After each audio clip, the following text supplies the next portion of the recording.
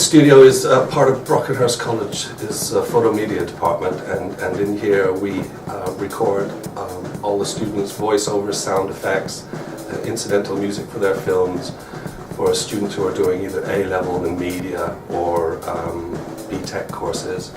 The studio is also used for an enrichment program, which is the students can elect to do something outside of the subjects that they are studying. And one of the things I run is something called Black Sheep Records. Black Sheep Records is it's a bit like sort of X Factor. Loads of students want to do it. It's putting students together and recording them, getting them into bands, or recording solo artists that are doing these songs that they have written. And what happens at the beginning of the year is we get about 200 students who want to do Black Sheep Records, and we can only really cope with about 30.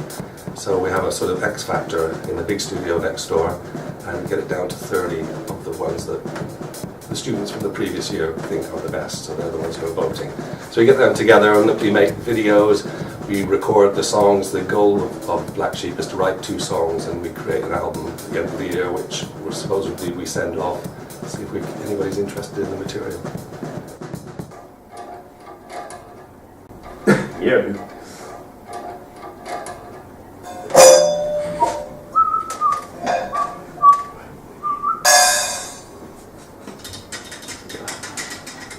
Yeah.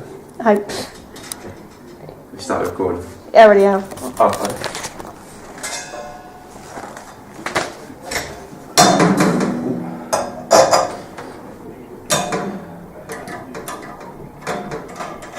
So why'd you have to change the symbol?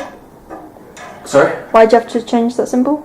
Basically, with the symbols, you get loads of different sounds. For instance, this is the crash, that's the ride. As you can tell, it's a lot wider and thicker, so it creates more of a jazzy feel, like a jazzy type noise. Yeah.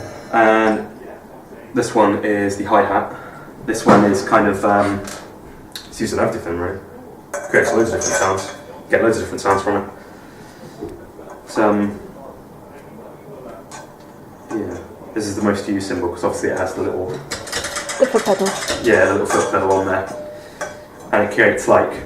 Obviously if you hold a cymbal, it's going to create that short, stubby sound, that short like noise. But obviously if you open it, it's got nothing to stop it from buzzing. So it creates that kind of crashing sound. So how long have you been playing? I've been playing for the drums since my first year at school actually, so about 8 years? 8 years? Yeah, about 8 years, I think. There you go.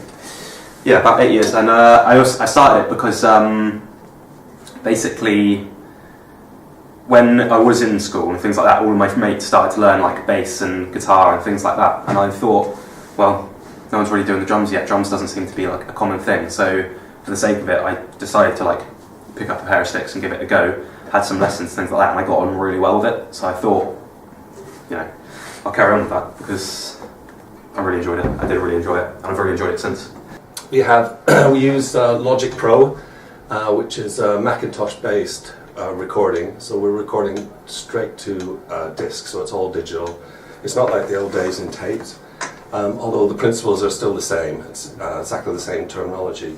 We have a mixing desk here at the back, and this is a 24-channel mixing desk, so in theory we could plug 24 mics into it and have 24 instruments in the studio next door up on this desk, where we can balance the levels of each instrument and then send it to the recorder, where the recorder can in fact record each instrument on a separate track, and then later we would mix it down into MP3 as you would know it, or a WAV file later on.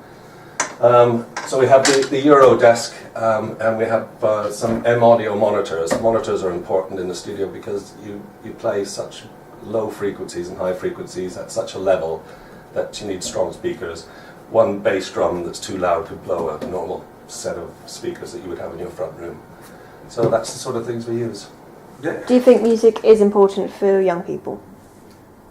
Yeah, I think it's very important actually, because it does kind of influence people. Like, it kind of gives you that emotion. Like, I think music can make you feel like a better person. Obviously, if you listen to quite dark, and if you're depressed, you're not going to want to listen to something say Happy by Pharrell Williams, for instance, so you're not going to want to listen to that. You probably will listen to something that's quite depressing and things like that.